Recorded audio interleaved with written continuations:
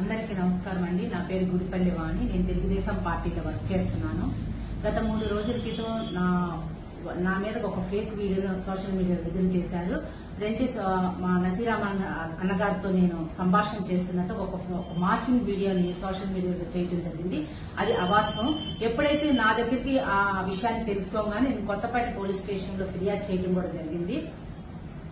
ఇందుకు చేసినటువంటి ఎవరిని కూడా మేము చట్టపరంగా శిక్ష పడే విధంగానే ముందుకు వెళ్తాము.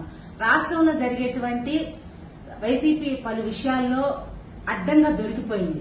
దానికి అదంతా విషయాన్ని డైవర్ట్ చేసుకుని ఒక బీసీ మహిళ నా మీద బురద చల్లి దీన్ని నన్ను ఒక పావుగా వాడారని, నన్ను నా రాజకీయ ఎదుగుదలను కూడా తట్టుకోలేక చేయించారని చెప్పి స్పష్టంగా తెలిసింది. ఈ వీడియో ఈ ట్రోల్ అయినటువంటి వీడియో పూర్తిగా అవాస్తవమైనది.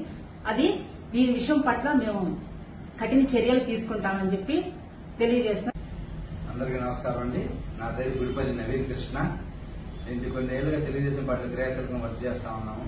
గత 3 రోజుల నుంచి ఒక మార్కింగ్ వీడియో నా భార్య గుడిపల్లి వాణి ఎమ్మెల్యే గారి నసీరామ్ దానితో సంభాషణ చేస్తున్నట్టు ట్రోల్ చేస్తా ఉన్నారు. శనివారం మా దృష్టికి వచ్చింది. మేము కొత్తపేట పోలీస్ స్టేషన్ లో ఫిర్యాదు చేస్తున్నాము. వాళ్ళు కఠినమైన చర్యలు తీసుకుంటా ఉన్నారు.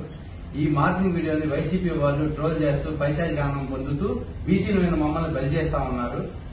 ఈ వైసీపీ వాళ్ళు చేసే పనులు వికృత శాస్త్రాలు సభ్య సమాజం తలదించుకునే విధంగా ఉన్నాయి.